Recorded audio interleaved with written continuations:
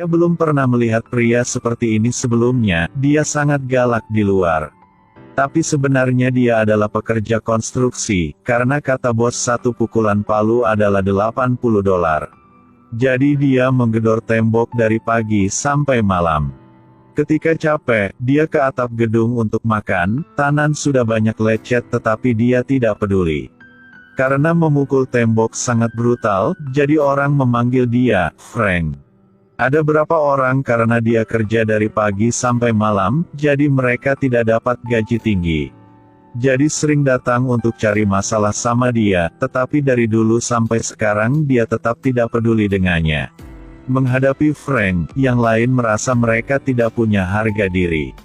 Salah satu dari mereka menendang kotak peralatan dia dan bahkan menginjak sanduik yang jatuh keluar.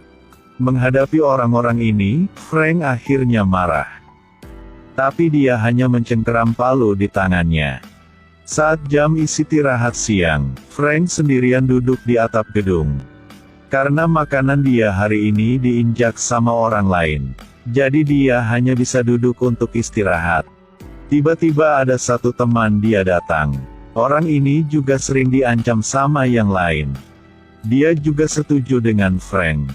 Ingin ajak Frank makan sama dia. Awalnya, Frank tidak ingin peduli pria ini. Tetapi Donald berbicara tanpa henti di telinganya. Cerita jika dia adalah yatim piatu. Dia tinggal sama nenek hidup bergantung satu sama lain.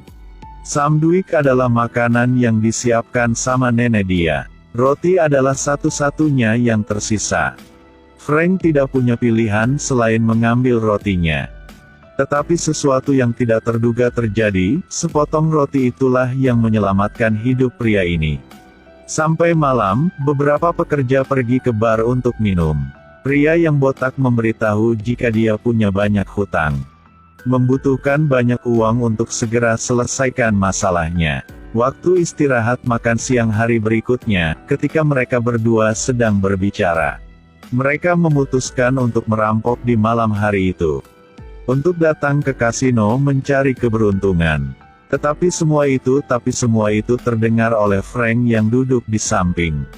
Keduanya segera mengancam Frank dengan mengatakan dia harus tahu diri jaga mulutnya. Jika tidak mereka akan habisin Frank.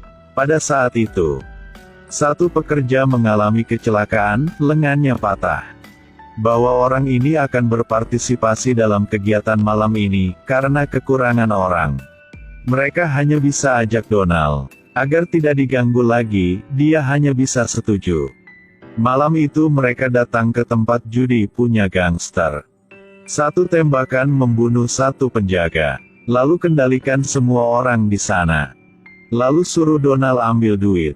Donald takut gemetar dan segera mengambil tas itu. Endingnya Donald menjatuhkan dompet, adegannya agak canggung.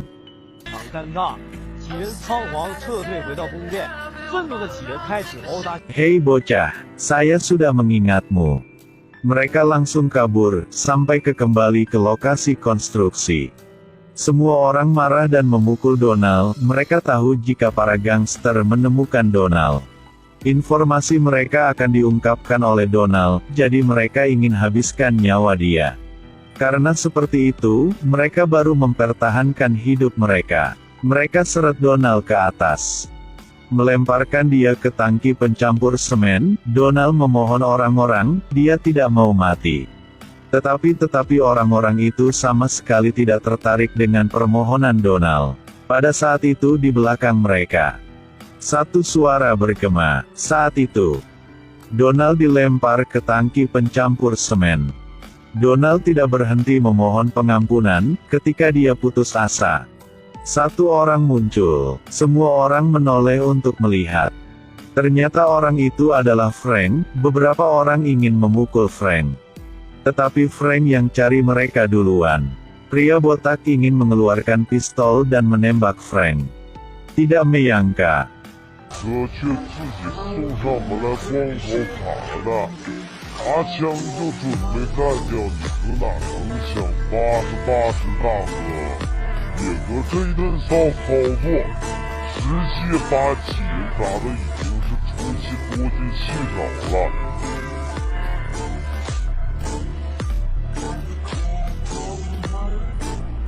这时有一人抻叶胳膊。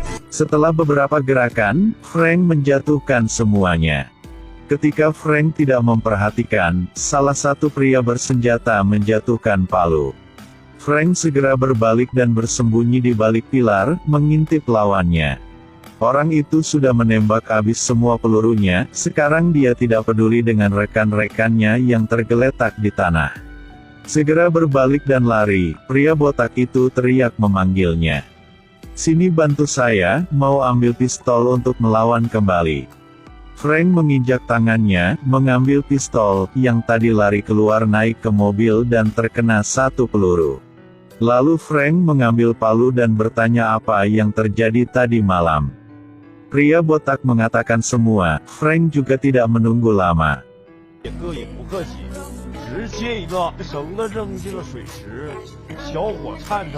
Kemudian Frank mengambil pekerja dan seutas tali dan melemparkannya ke dalam tangki semen.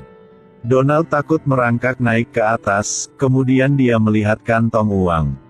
"Cepat tinggalkan tempat ini," Frank juga pergi duluan. Saat itu, pemimpin kasino yang dirampok juga menemukan informasi tentang Donald. Senjata juga udah disiapkan, sebelum berangkat untuk berurusan dengan Donald. Tiba-tiba lampu mati lalu terdengar suara tembakan. Peluru ditembakkan terus-menerus, orang-orang di ruangan itu juga jatuh terus ke lantai. Ketika lampu dinyalakan, bos melihat mayat ada di mana-mana.